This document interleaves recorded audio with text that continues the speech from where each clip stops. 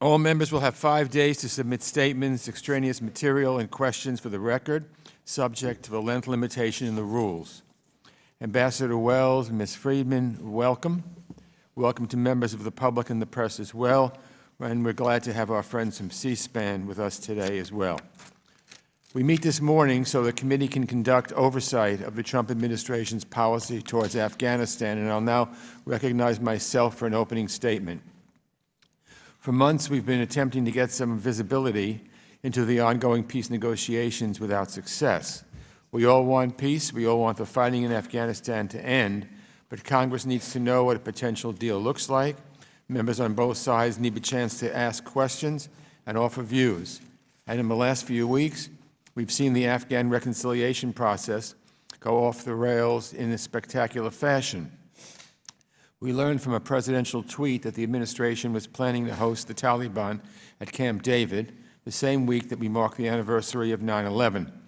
We learned that the president upended that arrangement, and we learned that the peace deal evidently is dead.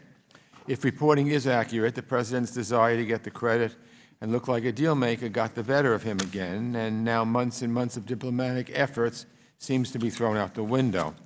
As a committee that oversees American foreign policy, we understandably had a lot of questions about this diplomatic effort, and the administration's refusal to provide us and the American people answers prompted me a week ago to subpoena our top negotiator, Ambassador Khalilzad, to testify today. Just to be clear, I do not take subpoenas lightly, and I would not have issued this one had we not sent 3 letters inviting him and asking Secretary Pompeo at a hearing to send him. We simply couldn't wait any longer. And after I issued that subpoena, I spoke with Secretary Pompeo at the State Department's request. He offered to send an official from the Bureau of South and Central Asian Affairs to testify, and for Ambassador Khalilzad to brief myself and Mr. McCall in a classified setting. I said I would consider an accommodation, but only if the ambassador briefed every member of this committee, Democrats and Republicans, in a classified setting, the same courtesy that was afforded to the members of the Senate Foreign Relations Committee. Anything less than that was a non-starter for me and for Mr. McCall. I'll let him speak for himself, but we were eye to eye. We saw this just the same way. We were defending the integrity of the legislative process and the integrity of our committee. Last evening, after a few days of negotiations, the State Department finally agreed to this compromise, and I withdrew the subpoena on Ambassador Khalilzad. We just wrapped up that classified briefing, and we're going now to continue our examination of these issues with the officials before us. So let's take a step back.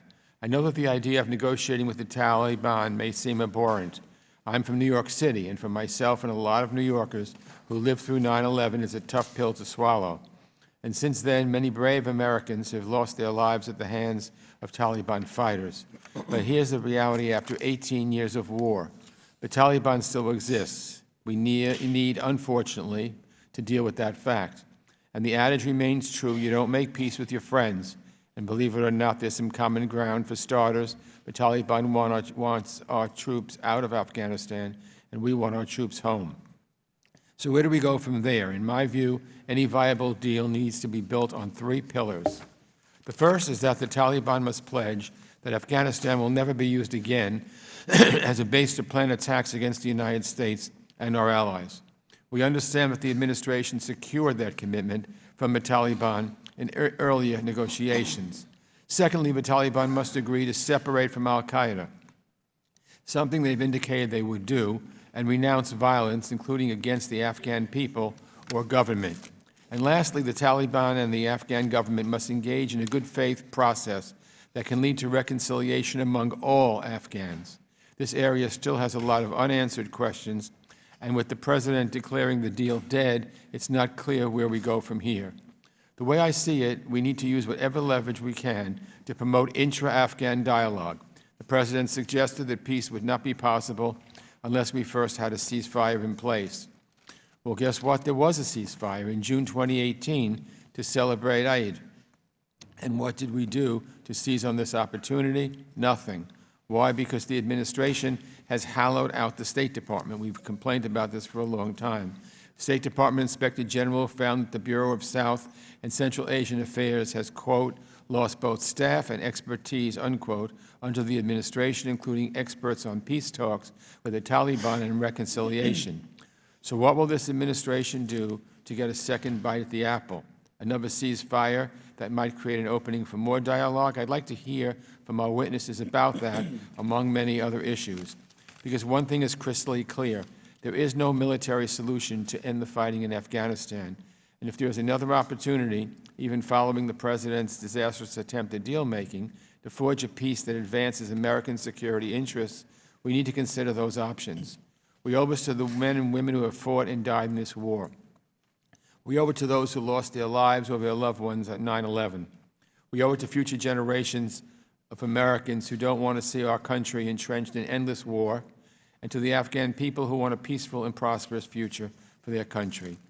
We'll soon hear from our witnesses, but first I'll yield to our ranking member, Mr. McCall of Texas, for any opening remarks he might have. And I want to thank him publicly for his cooperation.